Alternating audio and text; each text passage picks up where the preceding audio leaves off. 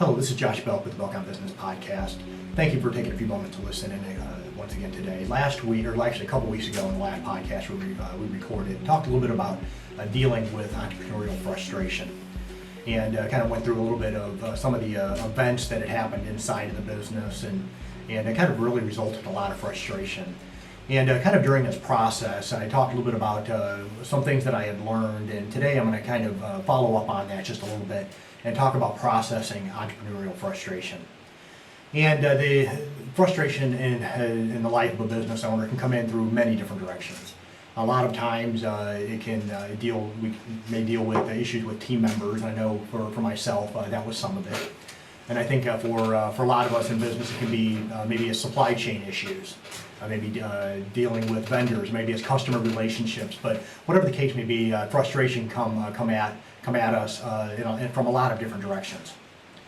And during this process, I've learned a lot over the last couple of years, kind of going through the process of starting to scale a business, and then once you kind of get there, okay, how do we go through and manage the team? How do we structure this the correct way? And then now starting to have maybe different types of problems. And I think as we find ourselves going through the different phases of the business, that sometimes we find ourselves in a position where we kind of have to take a step back. It doesn't necessarily mean that we're going to step back into a previous phase of the business, although sometimes that may take place. We may end up starting scaling the business and find out that our business really is no longer profitable at this point, that we have to take a step back and be able to rebuild to get back to the point of being profitable. So we may find ourselves from time to time beginning to take steps back in our business cycle, just simply because of what is going on. And it may be issues either internally, or it may be the economy. I think we're starting to find ourselves in a position to where business is just going to be a lot harder here in the next year or two, especially as we kind of go through it. We're probably going to find out it's going to be a recession. We just kind of have a lot of just fabricated money into the marketplace right now that historically has been holding things up over the past couple of years, and I think we'll start to see things. We are starting to see things kind of get back to maybe where they should be from an economic end, and so things are going to be a little bit difficult. And as business owners, I think we're going to find ourselves maybe getting frustrated, or at least asking a lot more questions as things get a little more difficult. So today, processing entrepreneurial frustration. And like I said, kind of went through this process. There were some things that I did learn, and one thing I really try to do is take a step back and really kind of take a step back to the basics. And I'm going to talk about that a little bit at the very end. But if we talk about some of the basics in business, we're going to need to revisit this from time to time, especially when maybe we need to evaluate certain areas of the business, or evaluate where we're at in the business. And the first thing that we want to go to, beyond just talking about making sure that everything that we're doing is in alignment with our vision, with our purpose, with our goals, etc. But getting back down to the basics of, do we have the right people in the right seats? And in our business here, I went through hiring rather quickly, and then now at this point we have team members, after what we've kind of gone through over the last month or two, that have decided to move on. And that's okay. I think a lot of times as we go through stressful types of situations, we find out that maybe some people weren't the right people in the right seats. So they may decide to move on for whatever reason. And that's perfectly okay. Of course, at first, as a business owner, I think that many times we'd like things just to be stable, to be consistent, that the same people are there, they're reliable, that type of thing. And but sometimes it's just best that there is a little bit of disruption, and we can learn from that. But to be evaluating just continually, even past the hire, do we have the right person in the right seat? We need to consider whether or not that person is truly where they're best fit, if it's truly something that they're wanting to do. Because if a person, we place them in an area that we need them, but it's not an area where they want to work long term, they're not going to hang around long term. And so we're going to take a couple steps past this here in a moment, but to be evaluating, do I have the right people in the right seat? And as people grow, as the business grows, as we grow as business owners, that we may find out that person may have outgrown that particular seat, that maybe they need to be moved somewhere else. Maybe there are certain other types of issues that we find that we go through and we do the evaluation, and maybe they need to be moved, or need to be elevated, or maybe even demoted, whatever the case may be. But do we have the right people in the right seats? Do we have the right people doing the right roles inside of our business that serves them well, but also serves us, serves the business well, and us as the business owner well?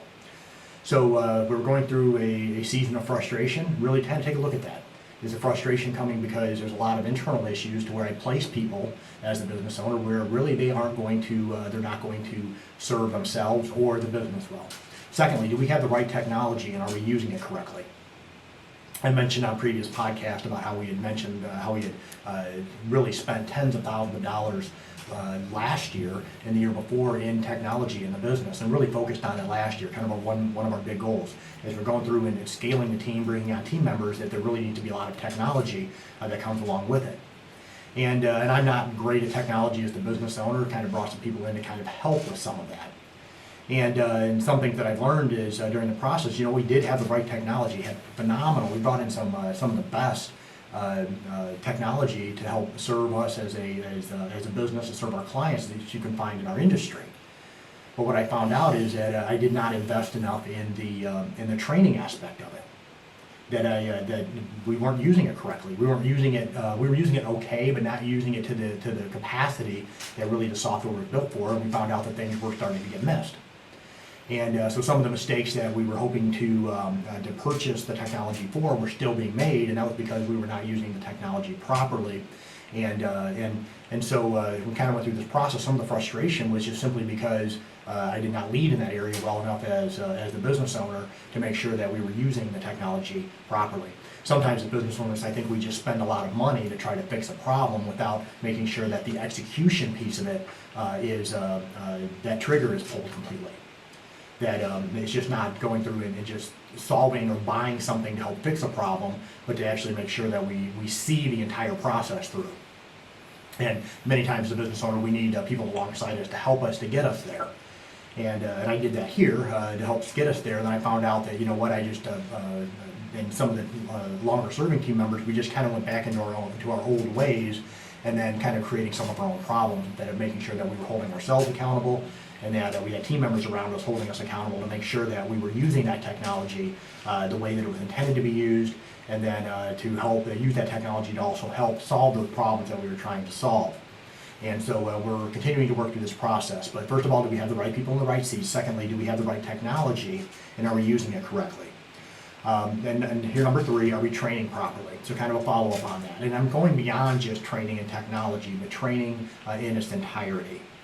One thing that I've definitely learned is that teaching sometimes just once or twice isn't sufficient. And you probably have heard this particular phrase used a number of times. I know I hear it, especially at the church I attend. The pastor of our church mentions this quite often, that repetition truly is the key to learning. If you've ever listened to Zig Ziglar and a lot of his teaching, he mentioned that particular phrase over and over and over again. Repetition is the key to learning.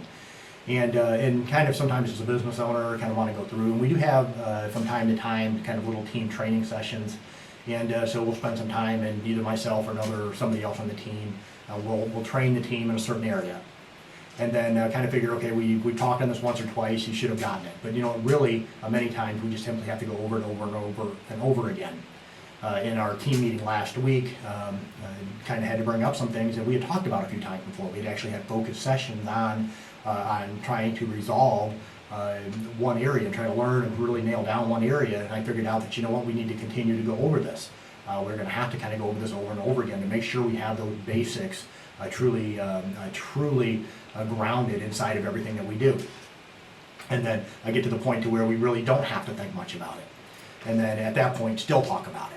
So to make sure that we're training properly, that we're training in the right areas, that we're training in a way that's going to serve our people well, and ultimately to be able to serve our clients or our customers well. So are we training properly? Number four, are we consistent with our deliverables? And of course, we went through and spending a lot of money in technology. We're hoping that it would help in the consistency of our deliverables. And many times as a business owner, we want to serve our customers so well that we get to the point to where we're wanting to try to customize everything for every client. And we find out that we end up with the opposite effect. That customization and trying to do things specific for every single client does not serve them well, nor does it really help efficiency at all inside of our business. We find out that our deliverables overall fail when we're trying to serve the client maybe even better than they really want to be served, or in a way that ultimately does not serve them well. And in your business, you may serve a different bunch of different variety of types of clients or customers like we do here.